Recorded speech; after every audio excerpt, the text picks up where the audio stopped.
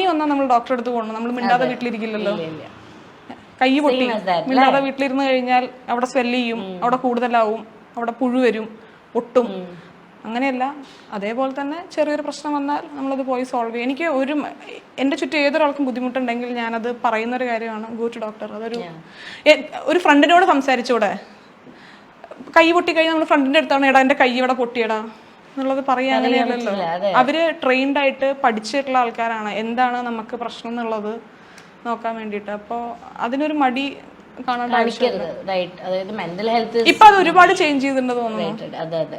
പക്ഷെ സ്റ്റിൽ പക്ഷെ കുറെ പേര് ആക്ച്വലി ഐ സർപ്രൈസ്ഡ്, കാരണം ആ സമയത്ത് പാരന്റ്സ് അതൊരു മനസ്സിലാക്കി ചെയ്യാൻ. എനിക്കൊരു 5-6 വയസ്സുള്ളപ്പോ തന്നെ അവർക്ക് മനസ്സിലായിരുന്നു. അവർ 5 കൊല്ലം എന്നെ ഒബ്സർവ് ചെയ്യും, അവർ സംസാരിക്കും, മാറ്റാൻ ശ്രമിക്കും, ഒക്കെ ചെയ്തിട്ടുണ്ടായിരുന്നു. പക്ഷെ എനിക്കിത് കൂടി വരിക എന്നല്ലാതെ കുറഞ്ഞു വരുന്നില്ല. അപ്പോൾ അവര് എടുത്തൊരു എഫേർട്ട് തന്നെയാണ് അത്. എനിക്ക് ഏറ്റവും അടിപൊളിയായിട്ടുള്ളൊരു കാര്യം ലൈഫിൽ നടന്നത്, ആ ഒരു തെറാപ്പി ഒന്നും നടന്നില്ലായിരുന്നെങ്കിൽ ഇന്നൊന്നുമില്ല.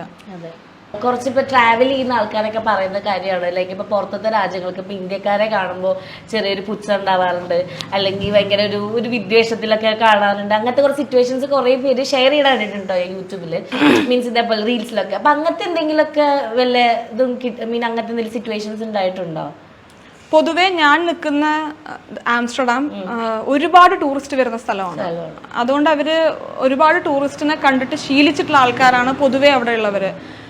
യൂറോപ്യൻ കൺട്രീസിൽ എല്ലാ സ്ഥലത്തും ആൾക്കാർക്ക് ഇംഗ്ലീഷ് സംസാരിക്കാൻ അറിയണമെന്നില്ല, അറിയുന്നുണ്ടെങ്കിലും പല ആൾക്കാർ സംസാരിക്കില്ല.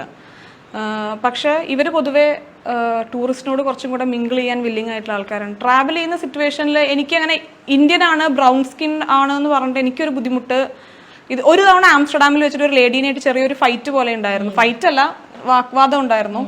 അന്ന് ഞാൻ പറഞ്ഞു, നിങ്ങളുടെ ഗവൺമെന്റ് നമ്മൾ ആവശ്യമുള്ളതുകൊണ്ടാണ് ഇവിടെ കൊണ്ടുവന്നിട്ടുള്ളത്, നമ്മൾ വലിഞ്ഞേറി വന്നതൊന്നുമല്ലല്ലോ. എന്തോ ഞാനും അവർ എന്തോ ഒരു സാധനം പിക്ക് ചെയ്തു. അപ്പോ എവ്രിവെയർ ഐ സി ഇന്ത്യൻസ് എന്നൊക്കെ പറഞ്ഞിട്ട് അവരെന്തോ. പക്ഷെ അത് ഞാൻ അത്ര കാര്യമായിട്ടൊന്നും എടുത്തില്ല. അവര് പറഞ്ഞു അവര് പോയി സാധനം എന്റെ കയ്യിലിരുന്നു.